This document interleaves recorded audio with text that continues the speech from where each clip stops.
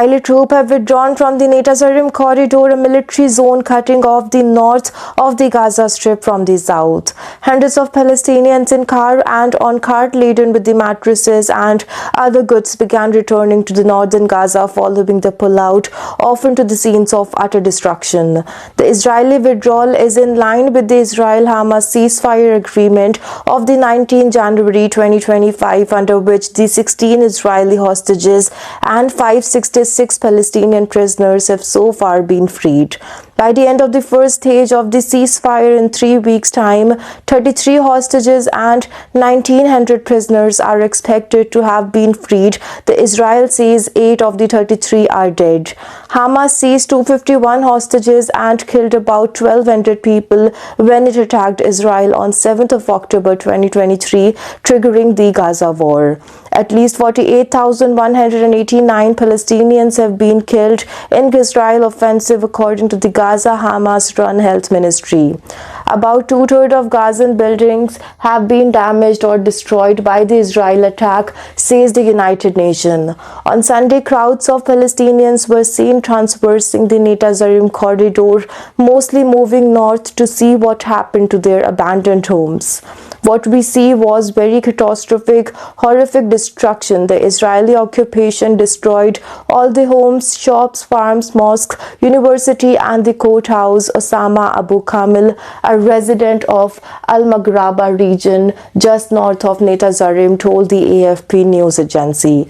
The 57-year-old, who had been forced to live for more than a year in the southern Gazan city of Khan Yunis, said he now planned to set up a tent for me and my family next to the rubble of our house. We have no choice, he added. Mahmoud al-Sari, another displaced Palestinian, told AFP News that for him arriving at the Netzarim corridor meant death until this morning. He said, "It was the first time I saw our house destroyed," referring to his home in the nearby Zaytun area. "The entire area is in ruin. I cannot live here," he added. About 7 lakh residents of the northern Gaza fled to southern areas at the start of the war, when the Israeli military issued massive evacuation orders before launching a ground invasion of the Palestinian territory. Most of those displaced are subsequently forced to move multiple times after Israeli forces pushed into the southern Gaza too. They were also prevented from returning to their homes through the Netzarim corridor, stretching from the Gaza-Israel border to the Mediterranean Sea. Israel forces partially withdraw from the west of the corridor last month, and the first Palestinian pedestrians were allowed to walk along the coastal Rashid Street as they crossed into the northern Gaza. Those on vehicles have to use Salah al-Din Street and the undergoing screening for the weapons by US and Egyptian security contractors.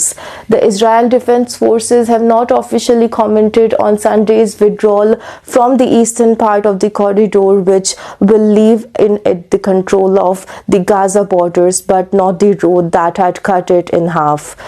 The Haaretz newspaper says the Hamas-run Gaza Interior Ministry have been urging people to exercise caution and adhere to the existing movement guidelines for their safety. The troops' withdrawal comes as the Israeli delegation is expected to fly to Qatar, which have been moderating talks between the two sides in the Gaza war.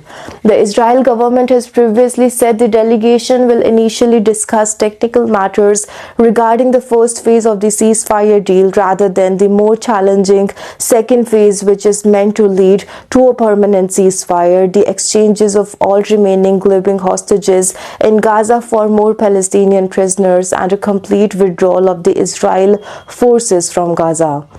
This will require further direction from the Israeli Prime Minister Benjamin Netanyahu, who recently became the first foreign leader to meet the US President Donald Trump since his return to the White House.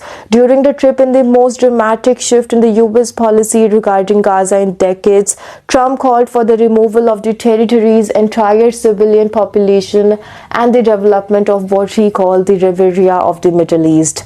Convening his first cabinet meeting since returning to Israel over the weekend, Netanyahu said Trump had come with a complete different vision, much better for the state of Israel.